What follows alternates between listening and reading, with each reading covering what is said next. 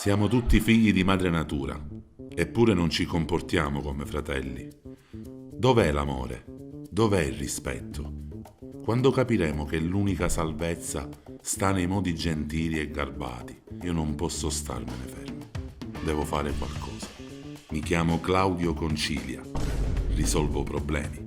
Sono stato contattato dalla signora Puccio perché all'interno delle mura domestiche non regna più la serenità. Andiamo a scoprire il perché. Ma chiudiva la macchina.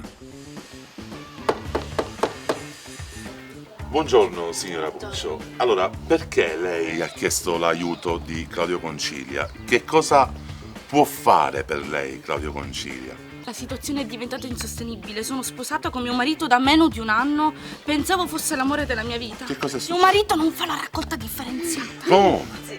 Non la fa? No.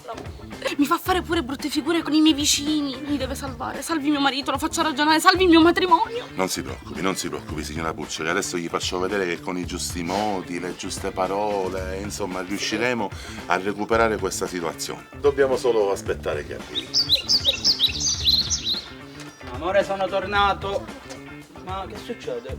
Scusi, lei chi è? Lei è il signor Puccio? Sì, sono io. E a posto, camera con me che devi parlare. Cosa vuole? Non capisco. Dimmi una cosa, che cosa sono queste cose e soprattutto a cosa servono?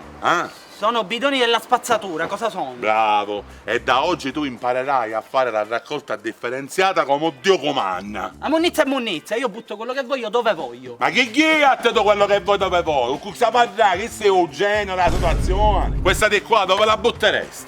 Nella plastica. Nella plastica. Bravo, e chissà che cos'è? Chissà che cos'è? Non è caita, sento il rumore della caita, chissà è caita, ti dici niente caita. Impegnati, invece se la devi schiacciare come fai? Fammi vedere come fai. Così. Ah, così? Ma così la plastica non si può più riciclare, così è soltanto plastica da buttare. È come se io ti mettessi la mano in testa e ti scapazzassero a cosa. Fare impazzire, vecchio minuto.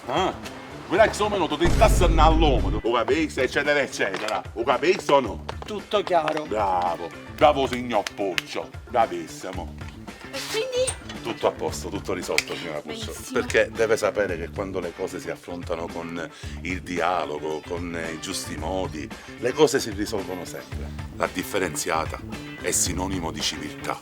Si deve fare, perché la natura, giorno dopo giorno, ci regala una tela meravigliosa. E noi usiamo per nascere il suo quadro. Ovunque ci siano problemi, fraintendimenti e rancori, fate il mio nome e io interverrò. Mi chiamo Claudio Concilia, risolvo problemi. Capisci?